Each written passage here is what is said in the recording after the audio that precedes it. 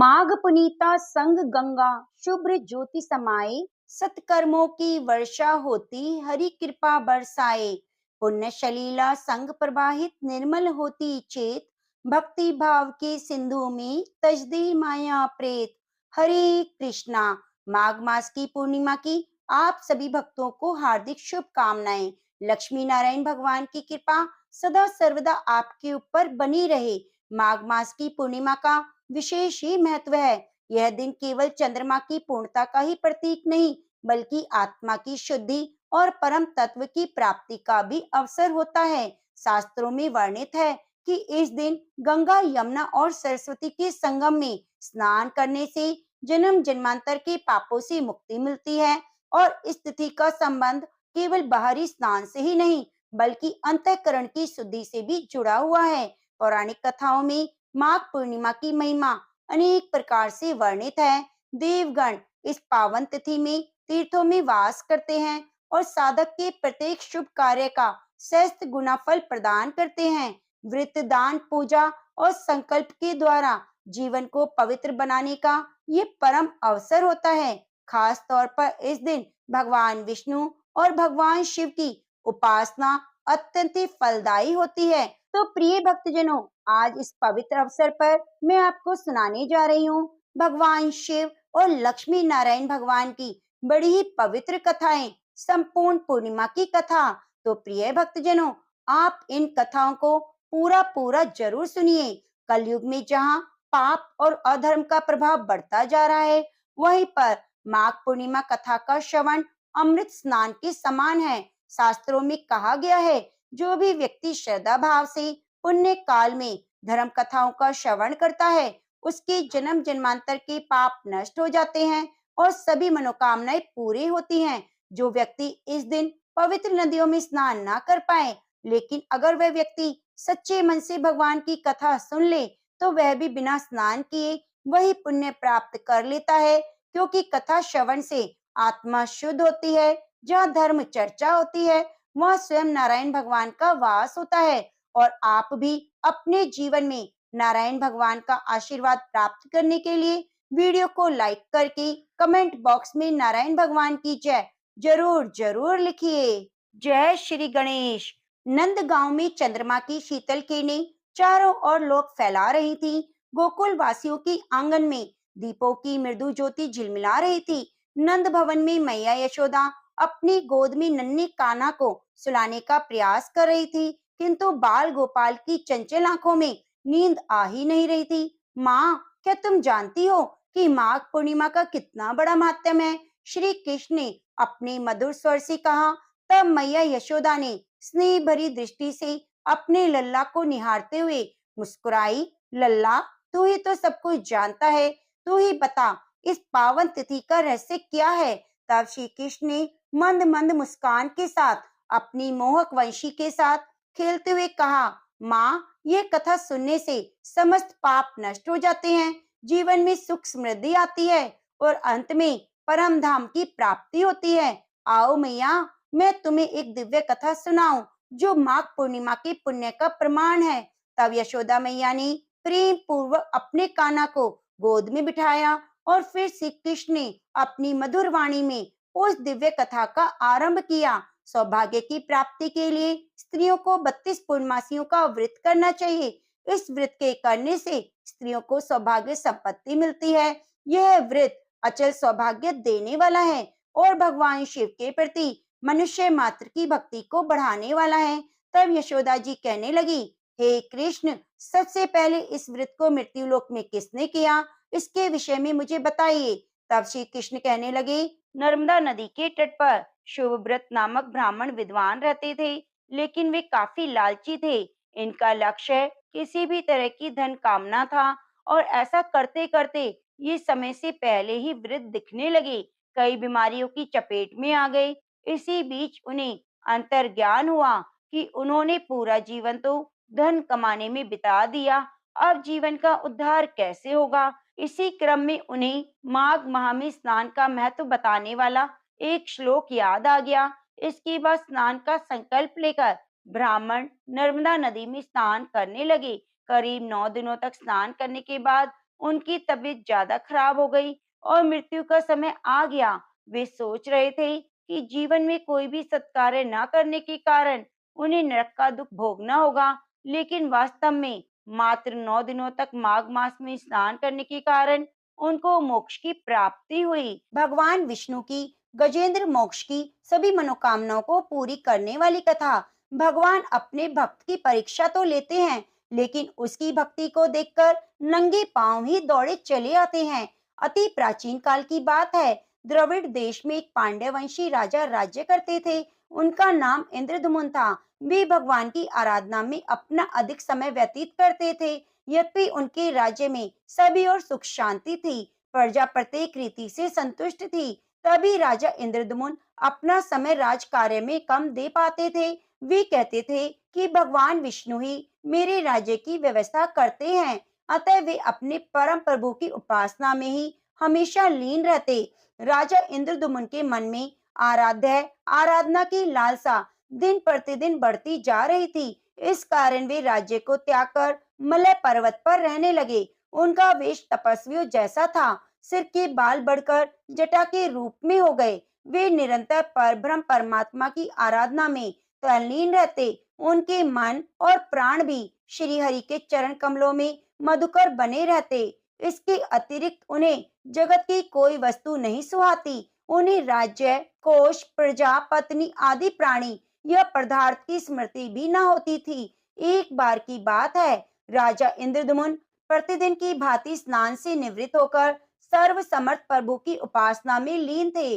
उन्हें भाई जगत का तनिक भी ध्यान नहीं था। संयोगवश उसी समय महर्षि अगस्त्य अपने सभी शिष्यों के साथ वहां पहुंच गए, लेकिन राजा ने ना तो पाद किया, न अर्घ दिया और ना ही स्वागत किया। मौन व्रती राजा इंद्रदमुन परम प्रभु के ध्यान में लीन थे। इससे महर्षि अगस्त्य कुपित हो गए। उन्होंने इंद्रदमुन को श्राप दे दिया। इस राजा ने गुरुजनों से शिक्षा ग्रहण नहीं की और अभिमानवश परोपकार से निवृत्त होकर मनमानी कर रहा है। ऋषियों का अपमान करने वाला यह राजा हाथी के समान जड़ बुद्धि है, इसलिए इसे घोर अज्ञान में हाथी की योनि प्राप्त हो। महर्षि अगस्त्य भगवत भक्त इंद्रदमुन को यह श्राप देकर चले गए। राजा इंद्रदमुन ने भी इसे श्री भगवान का मंगलमय विधान समझकर प्रभु के चरणों में सिर रख दिया। उसके बाद क्षीराब्दी में 10 सहस्त्र योजन लंबा, चौड़ा और ऊंचा त्रिकुट नामक पर्वत था। वह पर्वत अत्यंत सुंदर और श्रेष्ठ था। उस पर्वतराज त्रिकुट की तराई में ऋतुमान नामक भगवान वरुण का क्रीड़ा कानन था। उसके चारों ओर दिव्य वृक्ष सुशोभित थे। वे वृक्ष सदा पुष्पों और फूलों से लदे रहते थे। उसी क्रीड़ा कानन ऋतुमान के समीप पर्वत श्रेष्ठ त्रिकुट के गहन वन में हथिनियों के साथ अत्यंत शक्तिशाली और अमित पराक्रमी गजेंद्र रहता था। एक बार की बात है, गजेंद्र अपने साथियों सहित प्यास की तीव्रता से व्याकुल हो गया। वह कमल की गंध से सुगंधित वायु को सूंघकर एक विशाल सरोवर के तट पर जा पहुंचा। गजेंद्र ने उस सरोवर के निर्मल, शीतल और मीठे जल में प्रवेश किया। पहले तो उसने जल पीकर अपनी तृषा बुझाई, फिर जल में स्नान कर अपना श्रम दूर किया। उसके बाद उसने जल क्रीड़ा आरंभ कर दी। वह अपनी सूंड में जल भरकर उसकी फुहारों से हथनियों को स्नान कराने लगा। तभी अचानक गजेंद्र ने सूंड उठाकर चित्कार की। पता नहीं किधर से एक मगर ने आकर उसका पैर पकड़ लिया। गजेंद्र ने अपना पैर छुड़ाने के लिए पूरी शक्ति लगाई, परंतु उसका वश नहीं चला। पैर नहीं छूटा। अपने स्वामी गजेंद्र को ग्रहग्रस्त देखकर हथिनियां कलब और अत्यंत व्याकुल हो गई। वे सूंड उठाकर चिंगाड़ने और गजेंद्र को बचाने के लिए सरोवर के भीतर बाहर दौड़ने लगी। उन्होंने पूरी चेष्टा की, लेकिन सफल नहीं हुए। उसी समय महर्षि अगस्त्य के श्राप से राजा इंद्रदमुन गजेंद्र हो गए थे और गंधर्व श्रेष्ठ हुहु महर्षि देवल के श्राप से ग्रह हो गए थे। वे भी अत्यंत पराक्रमी थे। संघर्ष चलता रहा। गजेंद्र स्वयं को बाहर खींचता रहा और ग्रह गजेंद्र को भीतर खींचता। सरोवर का निर्मल जल गंदला हो गया था। कमल दल शत विषक्त हो गए। जल जंतु व्याकुल हो उठे। गजेंद्र और ग्रह का संघर्ष 1 सहस्त्र वर्ष तक चलता रहा। दोनों जीवित रहे। यह दृश्य देखकर देवगण चकित हो गए। अंततः गजेंद्र का शरीर स्थिर हो गया। उसके शरीर में शक्ति और मन में उत्साह नहीं रहा, परंतु जलचर होने के कारण ग्रह की शक्ति में कोई कमी नहीं आई। उसकी शक्ति बढ़ गई। वह नवीन उत्साह से अधिक शक्ति लगाकर गजेंद्र को खींचने लगा।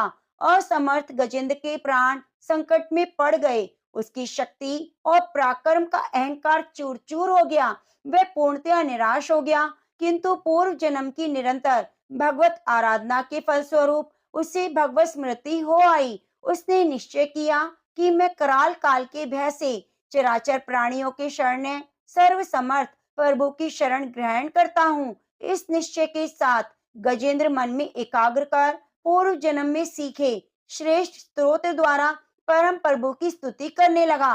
गजेंद्र की स्तुति सुनकर भगवान विष्णु प्रकट हो गए और गजेंद्र को पीड़ित देखकर भगवान विष्णु गरुड़ पर आरूढ़ होकर अत्यंत शीघ्रता से उक्त सरोवर के तट पर पहुंचे। जब जीवन से निराश और पीड़ा से छटपटाते गजेंद्र ने हाथ में चक्र लिए गरुड़ भगवान विष्णु को तीव्रता से अपनी ओर आते देखा, तो उसने कमल का एक सुंदर पुष्प अपनी सूंड में लेकर ऊपर उठाया और बड़े कष्ट से कहा, नारायण जगत गुरु भगवान, आपको नमस्कार है। गजेंद्र को अत्यंत पीड़ित देखकर भगवान विष्णु गरुड़ की पीठ से कूद पड़े और गजेंद्र के साथ ग्रह को भी सरोवर के बाहर खींच लाए और तुरंत अपने तीक्ष्ण चक्र से ग्रह की मुंह फाड़कर गजेंद्र को मुक्त कर दिया। ब्रह्म आदि देवगण श्री हरि की प्रशंसा करते हुए उनके ऊपर फूलों की वृष्टि करने लगे। सिद्ध और महर्षि पर ब्रह्म भगवान विष्णु का गुणगान करने लगे। ग्रह दिव्य शरीरधारी हो गया। उसने विष्णु जी के चरणों में सिर रखकर प्रणाम किया और भगवान विष्णु के गुणों की प्रशंसा करने लगे। भगवान विष्णु के मंगलमय वरद हस्त के स्पर्श से पाप मुक्त होकर अभिशप्त हुहु गंधर्व ने प्रभु की परिक्रमा की और उनके त्रिलोके वंदित चरण कमलों में प्रणाम कर अपने लोक को चला गया। भगवान विष्णु ने गजेंद्र का उद्धार कर उसे अपना पार्षद बना लिया। गंधर्व सिद्ध और देवगण उनकी लीला का गान करने लगे। गजेंद्र की स्तुति से प्रसन्न होकर भगवान विष्णु ने सबके समक्ष कहा, प्यारे गजेंद्र, जो लोग ब्रह्म मुहूर्त में उठकर तुम्हारी की हुई स्तुति से मेरा स्तवन करेंगे, उन्हें मैं मृत्यु के समय निर्मल बुद्धि प्रदान करूंगा। यह कहकर भगवान विष्णु ने पार्षद रूप में गजेंद्र को साथ लिया और गरुड़ पर सवार होकर अपने दिव्य धाम को चले गए। तो प्रेम से बोलिए लक्ष्मी नारायण भगवान की जय। इस भूमंडल पर एक अत्यंत प्रसिद्ध राजा चंद्रहास से पालित अनेक प्रकार के रत्नों से परिपूर्ण कांति नाम की एक नगरी थी। वहां पर धनेश्वर नाम का एक ब्राह्मण रहता था। उसकी पत्नी अति सुशीला और रूपवती थी। दोनों ही उस नगरी में बड़े प्रेम के साथ रहते थे। घर में धन धान्य किसी चीज की कमी ना थी। उनको एक दुख था कि उनकी कोई संतान ना थी। इस दुख से अत्यंत दुखी और परेशान रहते। एक समय बड़ा तपस्वी योगी उस नगरी में आया। वह योगी उस ब्राह्मण के घर को छोड़कर अन्य सब घरों से भिक्षा लाकर भोजन किया करता था। रूपवती से वह भिक्षा नहीं लिया करता। उस योगी ने एक दिन रूपवती से भिक्षा न लेकर किसी अन्य घर से भिक्षा ली और किनारे जाकर भिक्षा का प्रेम पूर्वक अन्न खाने लगा कि धनेश्वर ने योगी को यह सब कार्य करते देख लिया और अपनी भिक्षा के अनादर से दुखी होकर धनेश्वर योगी से बोला, महात्मन, आप सब घरों से भिक्षा लेते हैं, परंतु मेरे घर की भिक्षा कभी न लेते। इसका क्या कारण है? योगी ने कहा, निसंतान के घर की भीख पतितों के अन्न के तुल्य के होती है। जो पतितों का अन्न खाता है वह भी पतित हो जाता है। चूंकि तुम निसंतान हो, अतः पतित हो जाने के भय से मैं तुम्हारे घर की भिक्षा नहीं लेता हूँ। धनेश्वर यह बात सुनकर अपने मन में बड़ा दुखी हुआ और हाथ जोड़कर योगी के पैरों पर गिर पड़ा। आर्द्र भाव से कहने लगा, हे महाराज, यदि ऐसा है तो आप मुझको पुत्र प्राप्ति का उपाय बताएं। आप सर्वज्ञ हैं, मुझ पर अवश्य ही कृपा कीजिए। धन की मेरे घर में कोई कमी नहीं, परंतु मैं पुत्र न होने के कारण अत्यंत दुखी हूँ। आप मेरे इस दुख का हरण करें। आप सामर्थ्यवान हैं। यह सुनकर योगी कहने लगा, हे ब्राह्मण, तुम चंडी की आराधना करो। घर आकर उसने अपनी स्त्री से सब वृत्तांत कहा और स्वयं तप के निमित्त वन में चला गया। वन में जाकर उसने चंडी की उपासना की, उपवास किया। चंडी ने 16वें दिन स्वप्न में दर्शन दिया और कहा, हे धनेश्वर, जा तेरे पुत्र होगा, परंतु वह 16 वर्ष की आयु में मृत्यु को प्राप्त हो जाएगा। यदि तुम दोनों स्त्री पुरुष 32 पूर्णमासियों का व्रत विधि पूर्वक करोगे तो वह दीर्घ आयु होगा। जितनी तुम्हारी सामर्थ्य हो, आटे के दिए बनाकर शिव जी का पूजन करना, परंतु पूर्णमासी आपको 32 ही करनी है। प्रातः काल होने पर इस स्थान के समीप ही तुम्हें एक आम का वृक्ष दिखेगा। उस पर चढ़कर तुम एक फल तोड़कर शीघ्र अपने घर चले आना। अपनी स्त्री से सब वृतांत कहना।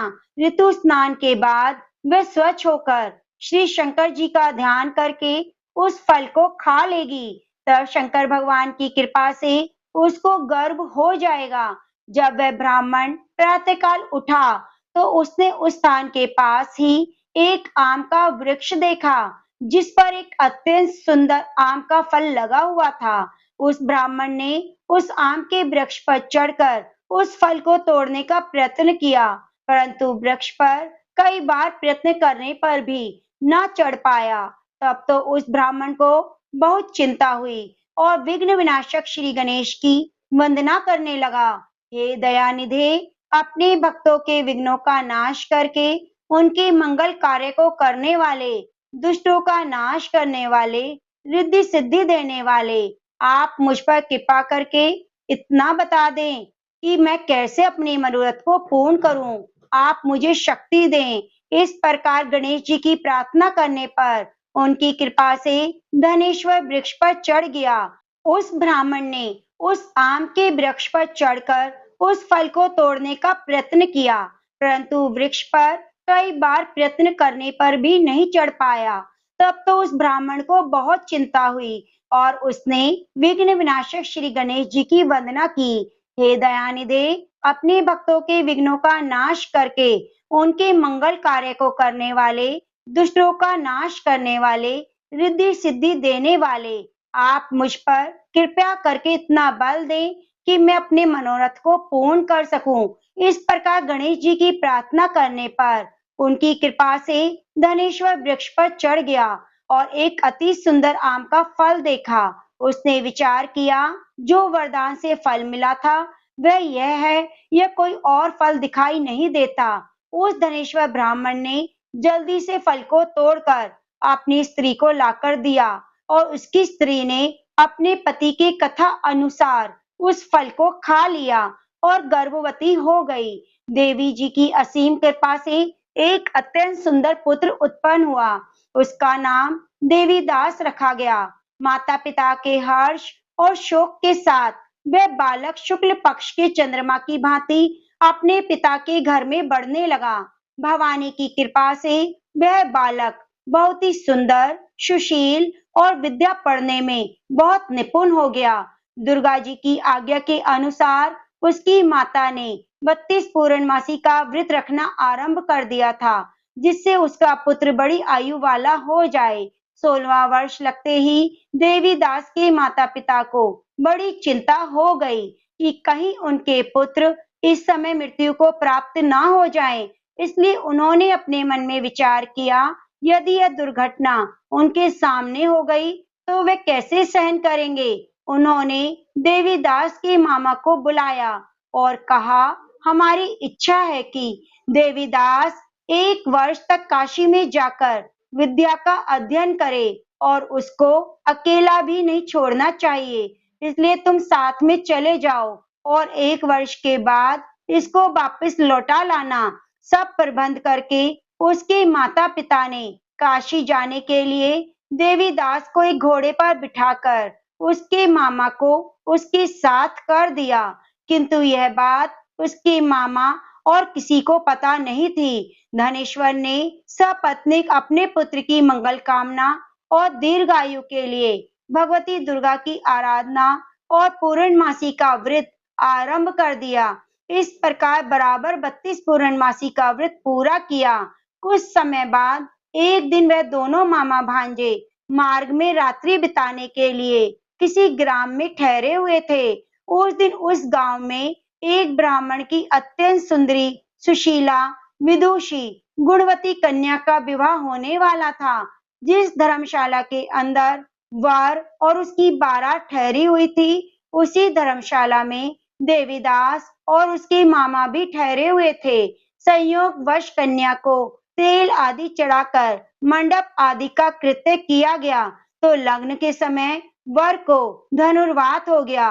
वर के पिता ने अपने कुटुंबियों से परामर्श करके निश्चय किया कि यह देवीदास मेरे पुत्र जैसा है, इसको सुंदर भी है, मैं इसके साथ लग्न करा दूं और बाद में विवाह के अन्य कार्य मेरे लड़के के साथ हो जाएंगे। ऐसा सोचकर वह देवीदास के मामा से जाकर बोला, तुम थोड़ी देर के लिए अपने भांजे को हमें दे दो, जिससे विवाह के लग्न का सब कृत्य सुचारू रूप से हो सके।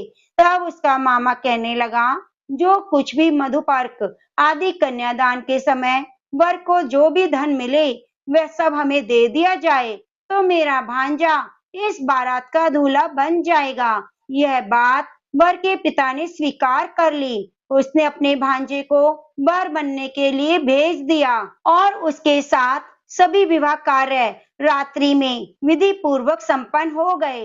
पत्नी के साथ वह भोजन न कर सका और मन में सोचने लगा, न जाने यह किसकी स्त्री होगी। वह एकांत में इसी सोच में गर्म निश्वास छोड़ने लगा और आंखों से आंसू भी आ गए।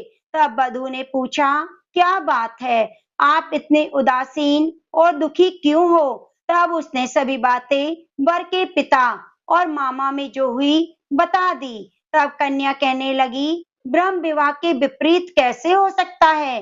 देव ब्राह्मण अग्नि के सामने मैंने आपको ही अपना पति बनाया है, इसलिए आप ही मेरे पति हैं। मैं कदापि आपकी ही पत्नी रहूंगी, कदापि किसी अन्य की नहीं। तब देवीदास ने कहा, ऐसा मत करिए, क्योंकि मेरी आयु बहुत थोड़ी है, मेरे बाद आपकी क्या गति होगी। इन बातों को अच्छी तरह विचार लो। परंतु वह दृढ़ विचार वाली थी। बोली, जो आपकी गति होगी वह मेरी होगी। हे स्वामी, आप उठिए, भोजन करिए, आप निश्चय ही भूखे होंगे। इसके बाद देवीदास और उसकी पत्नी ने भोजन किया। शेष रात्रि वे सोते रहे। प्रातःकाल देवीदास ने अपनी पत्नी को 3 नगों से जड़ी हुई एक अंगूठी दी, एक रुमाल दिया और बोला, हे प्रिय, इसे लो, संकेत समझकर स्थिर चित हो जाओ। मेरा मरण और जीवन जानने के लिए एक पुष्प वाटिका बना लो, उसमें सुगंधित वाली एक नव मल्लिका लगा लो, उसको प्रतिदिन जल से सींचा करो, आनंद के साथ खेलो कूदो, उत्सव मनाओ। जिस समय जिस दिन मेरा मरना प्राण होगा, वे फूल सूख जाएंगे। जब वे हरे हो जाएं, तो जान लेना कि मैं जीवित हूँ। यह बात निश्चय करके समझ लेना, इसमें कोई संशय नहीं है। यह समझाकर वह चला गया।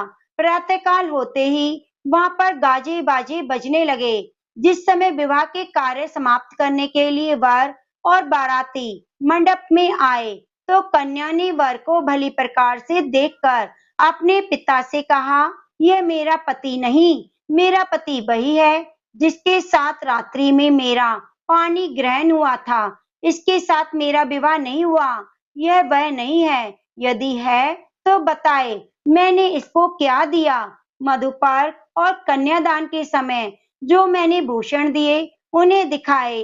रात में मैंने क्या गुप्त बातें कही थी वे सब सुनाए। पिता के कथा अनुसार वर को बुलाया गया। कन्या की यह सब बातें सुनकर कहने लगा, मैं कुछ नहीं जानता, और लज्जित होकर अपना अपमानित मुंह लेकर चला गया। सारे बाराती भी अपमानित होकर वहां से लौट गए। भगवान कृष्ण बोले, हे माता, इस प्रकार देवीदास काशी विद्या अध्ययन के लिए चला गया। जब कुछ समय व्यतीत हो गया, तो काल से प्रेरित होकर एक सर्प रात्रि के समय उसको डसने के लिए वहां आया। उस विषधर के प्रभाव से उसके शयन का स्थान चारों ओर से विष की ज्वाला से विषैला हो गया, परंतु वृत्त राज के प्रभाव से उसको काटने ना पाया, क्योंकि पहले ही उसकी माता ने 32 पूर्णिमा का व्रत रखा था। इसके बाद मध्याह्न के समय स्वयं काल वहां पर आया, उसके शरीर से प्राणों को निकालने का प्रयत्न करने लगा, परंतु वह भी मूर्छित होकर पृथ्वी पर गिर पड़ा। भगवान की कृपा से उसी समय माता पार्वती शंकर जी वहां आ गए। उसको मूर्छित दशा में देखकर पार्वती जी ने भगवान शंकर से प्रार्थना की, हे स्वामी, इस बालक की माता ने पहले 32 पूर्णिमा का व्रत किया था, जिसके प्रभाव से हे भगवान आप इसको प्राण दान दें। भवानी के कहने पर भक्त वत्सल भगवान शिव ने उसको प्राण दान दे दिया। इस व्रत के प्रभाव से काल को भी पीछे हटना पड़ा और देवीदास स्वस्थ होकर बैठ गया। उधर स्त्री काल की प्रतीक्षा करती रही। जब उसने देखा पुष्प वाटिका में पत्र पुष्प कुछ भी नहीं रहे, तो वह बहुत दुखी हुई और आश्चर्य हुआ। जब वह वैसे ही हरी भरी हो गई, तो जान गई कि वे जीवित हो गए हैं। यह देखकर वह बहुत प्रसन्न मन से अपने पिता से कहने लगी, पिताजी, मेरे पति जीवित हैं, आप उनको ढूंढिए। जब 16वां वर्ष व्यतीत हो गया, तो देवीदास भी अपने मामा के साथ काशी से चल दिया। इधर उसके ससुर उसको ढूंढने के लिए अपने घर से जाने वाले ही थे कि मामा भांजे वहां आ गए। उसको आया देखकर ससुर को बहुत प्रसन्नता हुई और अपने घर ले आया। उस समय नगर के निवासी भी वहां इकट्ठा हुए और निश्चय किया कि अवश्य ही इसी बालक के साथ इस कन्या का विवाह हुआ था। उस बालक को जब कन्या ने देखा, तो पहचान लिया और कहा, यही वो है जो संकेत करके गए थे। उसके बाद सभी कहने लगे, भला हुआ जो यह यहाँ आ गया, और सब नगर निवासियों ने आनंद मनाया। कुछ दिन बाद देवीदास अपनी पत्नी और मामा के साथ अपने ससुर के घर से बहुत से उपहार लेकर अपने घर को चले। जब वे गांव के निकट आए, तो कई लोगों ने उनको देखकर उनके माता-पिता को जाकर खबर दी कि तुम्हारा पुत्र देवीदास अपनी पत्नी और मामा सहित आ रहा है। ऐसा समाचार सुनकर पहले तो उन्हें विश्वास नहीं हुआ, किंतु जब और लोगों ने आकर उनकी बात का समर्थन किया, तो उनको बड़ा आश्चर्य हुआ। लेकिन थोड़ी देर में देवीदास ने आकर अपने माता-पिता के चरणों में सिर रखकर प्रणाम किया और उसकी पत्नी ने चरण स्पर्श किए। माता-पिता ने अपने पुत्र वधू को हृदय से लगा लिया। अपने पुत्र और पुत्र वधू के आने की खुशी में धनेश्वर ने बड़ा भारी उत्सव किया, ब्राह्मणों को बहुत सा दान दिया। श्री कृष्ण कहने लगे, इस व्रत के प्रभाव से स्त्रियां पुत्रवान हो जाती हैं। जो भी स्त्रियां व्रत करती हैं, वे जन्म जन्मांतर में वैधव्य का दुख नहीं भोगती, सदैव सौभाग्यवती रहती हैं। यह मेरा वचन है, इसमें कोई संदेह नहीं। यह व्रत पुत्र पोत्रों को देने वाला, मनोकामनाओं को पूर्ण करने वाला है। 32 पूर्णिमाओं के व्रत करने से मृत्यु की सभी इच्छाएं भगवान शिव की कृपा से पूरी हो जाती हैं। तो सभी प्रेम से बोलो, शिव शंकर भोलेनाथ की जय हो। ओम नमः शिवाय। पर भगवान शिव की बड़ी ही पवित्र कथा। नारद जी ने एक बार भोलेनाथ की स्तुति करके पूछा, प्रभु, आपको प्रसन्न करने के लिए सबसे उत्तम और सुलभ साधन क्या है? हे त्रिलोकीनाथ, आप तो निर्विकार और निष्काम हैं। आप सहज ही प्रसन्न हो जाते हैं। फिर भी मेरे जानने की इच्छा है कि आपको क्या प्रिय है। तब शिव जी बोले, नारद जी, वैसे तो मुझे भक्त के भाव सबसे प्रिय हैं, फिर भी आपने पूछा है तो मैं बताता हूँ। मुझे जल के साथ बिल्व पत्र बहुत प्रिय है। जो अखंड बिल्व पत्र मुझे श्रद्धा से अर्पित करते हैं, मैं उन्हें अपने लोक में स्थान देता हूँ। नारद जी भगवान शंकर और माता पार्वती की वंदना कर अपने लोक को चले गए। उनके जाने के बाद पार्वती जी ने शिव जी से पूछा, हे प्रभु, मेरी यह जानने की बड़ी तीव्र इच्छा हो रही है कि आपको बेलपत्र इतने प्रिय क्यों हैं? कृपया करके मेरी जिज्ञासा शांत कीजिए। तब शिव जी बोले, हे शिवे, बिल्व के पत्ते मेरी जटा के समान हैं। त्रिपात्र यानी 3 पत्ते ऋग्वेद, यजुर्वेद और सामवेद हैं। शाखाएं समस्त शास्त्र का स्वरूप हैं। बिल्व वृक्ष को आप पृथ्वी का कल्प वृक्ष समझे, जो ब्रह्मा विष्णु शिव स्वरूप है। हे पार्वती, स्वयं माँ लक्ष्मी ने शैल पर्वत पर बिल्व रूप में जन्म लिया।